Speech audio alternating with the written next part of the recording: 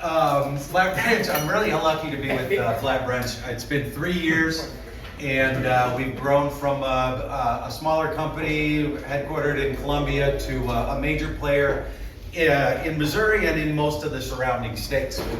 And to give you an idea, last month we closed over 900 loans. We'll close over $1 billion this year in loans. And actually, we're going to do that probably in end of next month or in October.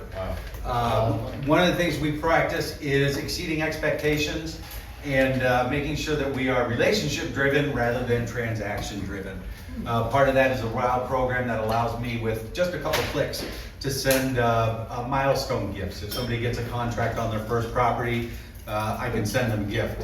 Post-closing, about a month or 3 weeks after they close, I like to send them a personalized keychain holder or a welcome mat, something like that. And that's going over really good.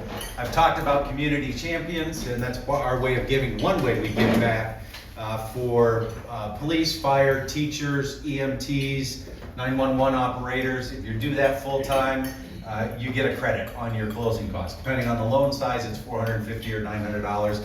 There's nothing else you have to do other than be full-time. And now the boring part. Mortgage rates. One of the things I like to go over with my people is where they come from. This is a 30-year fixed rate from a couple days ago. I assume a $300,000 loan amount. And this is basically what we see from Wall Street, okay?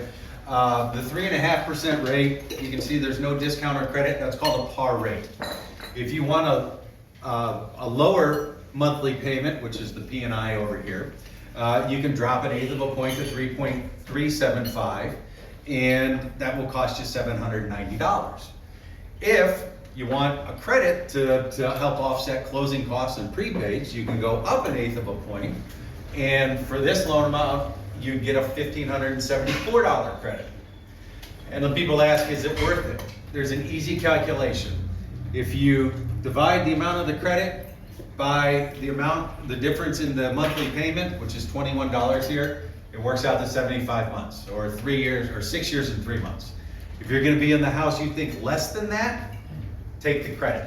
If you're gonna be in the house more than that, take the lower rate. Simple, right? Now, funds needed for closing. For a payment or for a purchase, you're obviously going to need down payment. If you're buying down the rate like we just talked about, there'll be discount points. Now, lender fees. Underwriting and processing are okay fees. If you're looking at a lender that's charging an application fee, an origination fee, which is just another name for a discount point, or other fees, those are junk fees. Those are just the lender trying to get in your pocket. Third-party fees are things like appraisal, title fees, credit reporting, the reporting with the county, and those are going to be very similar with one loan to the next, depending on, it doesn't matter who the lender is. You actually have a choice of which title company you choose, so you don't have to go with the lenders. So when you're comparing lender to lender or loan to loan, take those fees out. If you're you also want to take out the prepaids, and the prepaids are classified as expenses you're going to have as a result of owning a home. So prepaid interest, escrows for taxes and insurance, HOI, first year of homeowner's insurance. So you want to back those out of the calculation because some lenders are going to limit those to make the cost look less. Now, comparing lenders and comparing rates. Apples to apples means comparing the rate that each lender's showing you and their lender fees and the loan terms, but the loan terms should be, you should know, both lenders are talking about a 30-year fixed or a 15-year fixed. So really look at the rate and the lender fees. People say APR.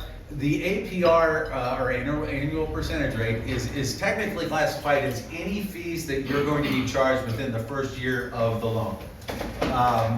But it's not a consistent calculation from one lender to the next. It also has interest, so if you close at the beginning of a month or the end of the month, that's going to affect the APR. So it's really not the best calculator with regards to comparing one loan to the next. The loan terms, fixed versus ARMs, I think we all know what that is. Amortization type, that means is it interest only, is it a neg am, Or you're paying a little bit of principal every month, and that's a regular amortization schedule. The term, we've talked about 15-year or 30-year or a 5-1 arm, and penalties. Some loans have prepayment penalties, and I would steer away from those altogether. I mentioned that we are transaction-based or we're relationship-based as opposed to transaction-based, and that's something that permeates throughout our organization. So, from my level down to my loan officer assistant, to our closing department, to our funding department, everybody is going to do whatever it takes to take care of that client. And not all lenders are equal. If you're looking for a purchase transaction, there are shops out there, mortgage brokers, send the file off to get underwritten. Refi shops, which are really the people that I advertise a lot, they're not good they don't deal with a lot of purchase transactions, and so I would stay away from those. And you should never have anybody tell you that there are upfront costs with a lender. If somebody wants something upfront from you, run the other way. And that's it. I'm Matt with Flat Branch Home Loans. If you have any